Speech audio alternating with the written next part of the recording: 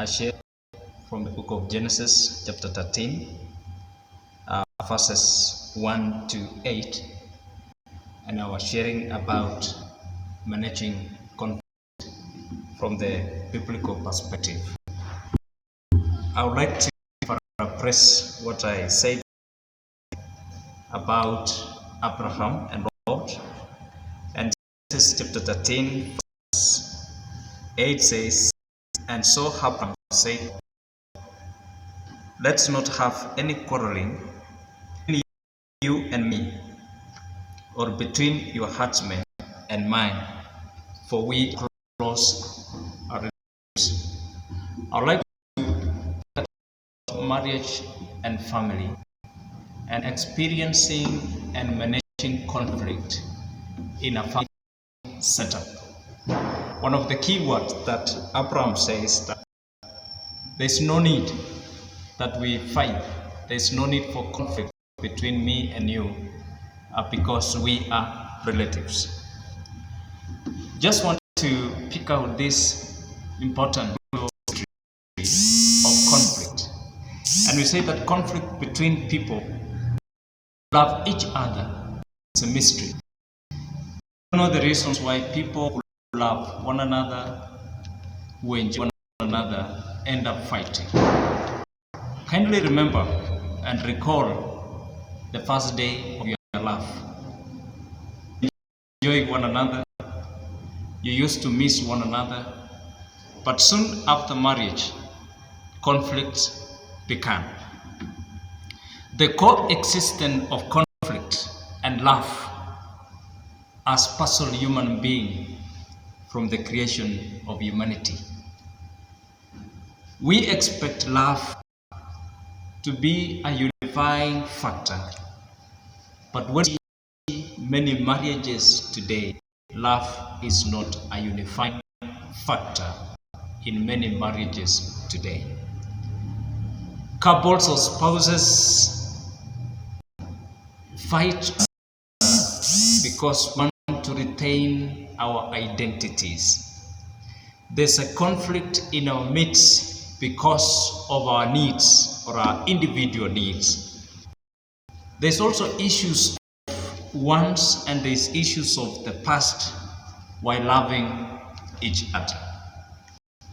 And that's why this morning Abraham said to Lot, "You should not one another."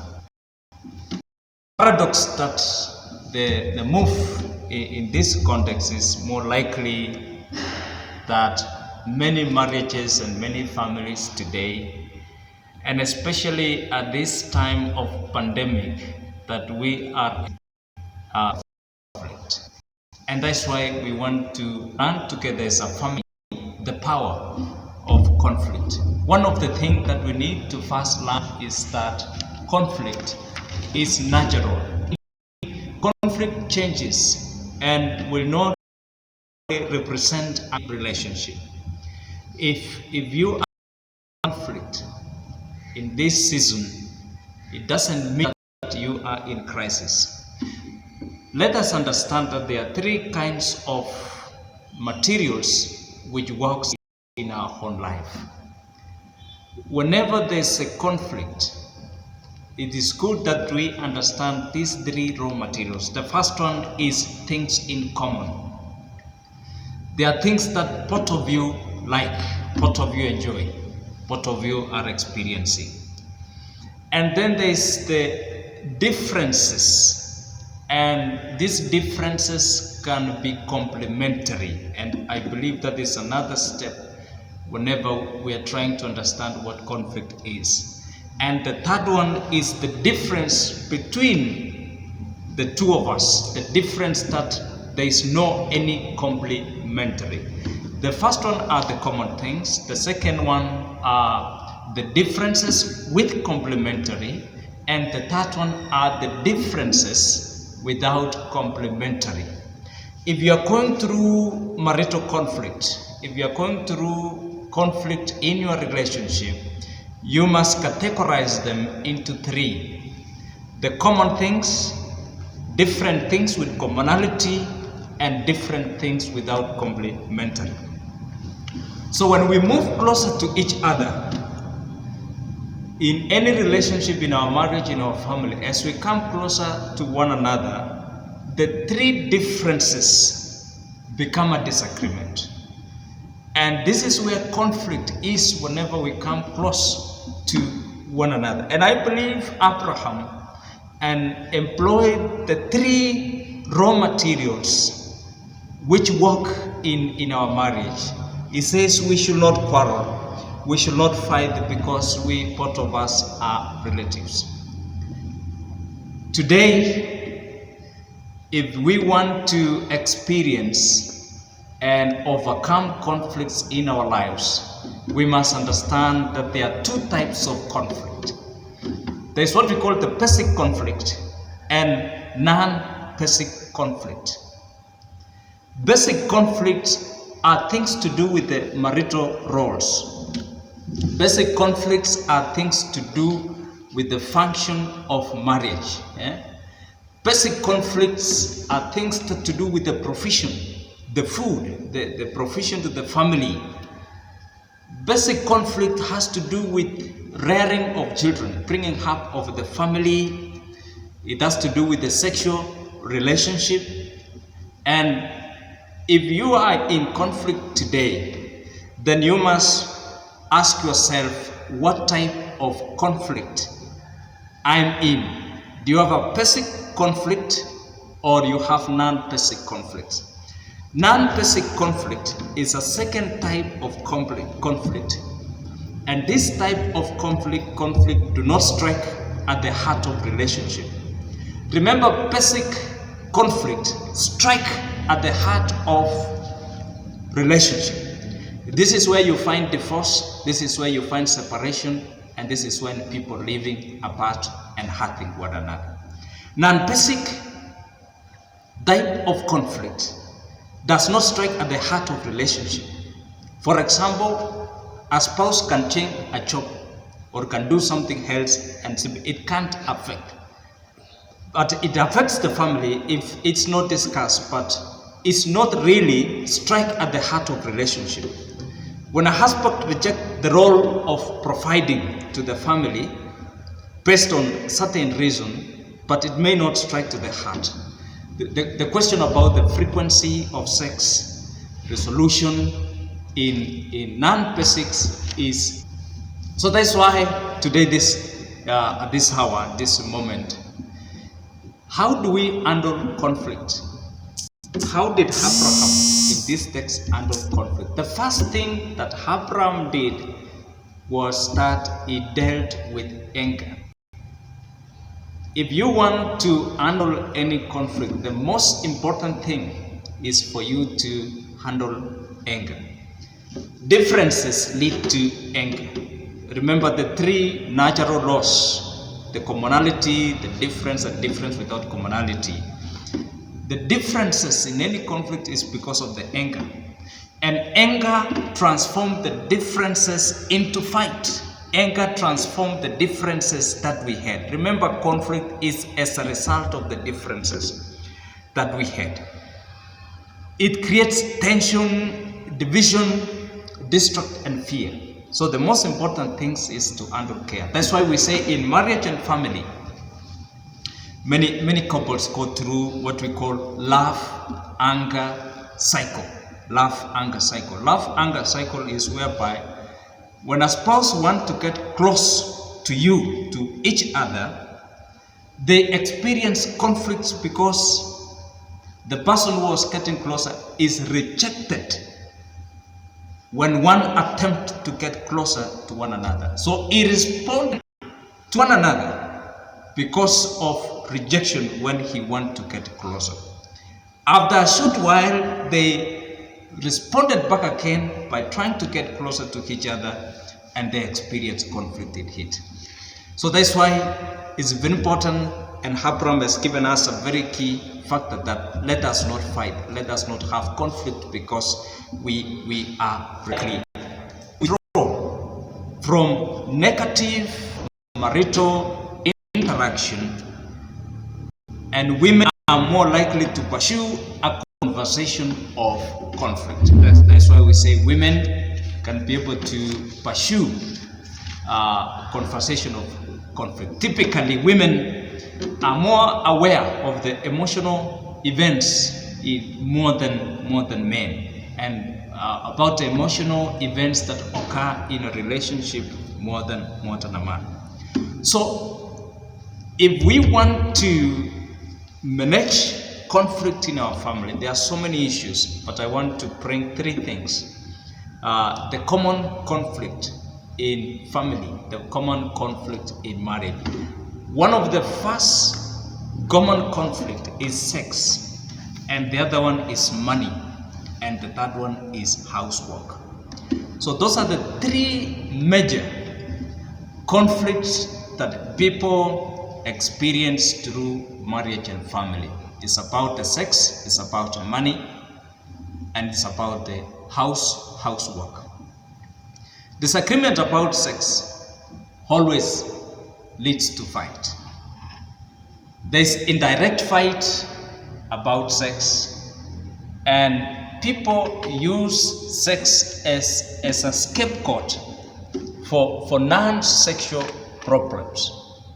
So whenever you see conflict in sex, then there must be other underlying non-sexual problems that spouses and couples go through in their marriage. So there are wrong issues about sex, and you find people, they may have conflict of sex and they can be able to pick up a fight as a result of the conflict with them. The other conflict that centered on sex is the issue of the power struggle. So whenever there is a sexual conflict, then you as a spouse, especially a man, you must be able to determine, is this a power struggle? Male and female struggle to have the power, and they can use sex as a power to be able to rule and overcome. Generally, this is one of the most destructive aspect, the general destructive struggle of sex. And that's why it has been said that whenever there is a conflict of sex, women gains power to a certain degree, and one of the issues when we can be able to witness rape cases in families is because of the power struggle. And the basic underlying, when we are handling the question of the question of sex conflict, is because it's a sign of control, it's a sign of fear, a sign of inadequacy. So what do we do, and how do we handle the sexual conflict that may arise in marriage and family? Let's employ our original admiration of one another. If we admire one another as a spouse, if you respect one another as a spouse, there should be any sexual conflict.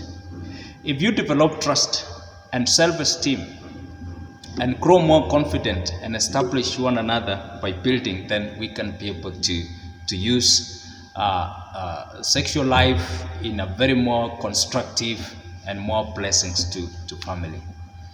So the common conflict area is sex, and the second conflict area is about money. Husband and wife, we normally say they are the same. We are the same flesh. When we got married, we were told that from today you are one. But there's a difference of passes, different of money. The reasons why money brings conflict is because women influence in financial and other decision increases if they are employed outside the home. So the second questions that bring marital conflict in families about money, and this has to do with the allocation of family income. It has to do with the setting of priorities and making decisions.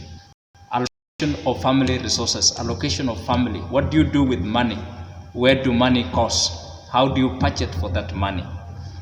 The other thing is about setting of priorities. How are you going to use and utilize any income if both of you, the spouse, the husband and wife, is working? If you don't set your priorities first, which item to be bought first before the other item, and we find that whenever spouses fail to set priorities, then it generates conflict because of misunderstanding and ways of planning and allocating resources. Question of making decision with whatever earning has been an aspect that has brought many conflicts to marriages. So we need to understand the decision making. That's why talking about money matters is often difficult. Many spouses today face difficulty in discussing about the issue of money. People are very secretive about money. And you find many husbands and wives are very secretive. They don't know how much each other earns. And as a result of that secretive accounts, it brought about and it increased the conflict in marriage. And that's why even children, they don't know how much you are earning, how much the wife is earning, how much the husband, the father is earning. That's why it has been said that it is easy to talk about sex more than money. It is difficult to talk about money, but it is easy to talk about issues and things that has to do with sex. We normally say that money is a last taboo.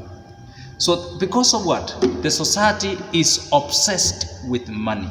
And whenever you see what is happening in our society today, it has to do with money. Whenever you see people fighting, you see people misunderstanding, leaders, those who are working, it has to do with money. So how are we going to handle the conflict of money? And we normally say that men fear to talk about money. What are some of the reasons we don't want to talk about the money? And I believe you as a spouse today, this morning, or this day, as we discuss and as we have this conference of marriage and family, experiencing and overcoming and managing conflict, is that today is that you ask yourself, why are we not discussing the issue of money? Why is it that so many spouses cannot be able to table their bank statement and table their accounts and discuss openly with their spouse? One of the reasons given is that we don't want to appear to be unromantic or selfish.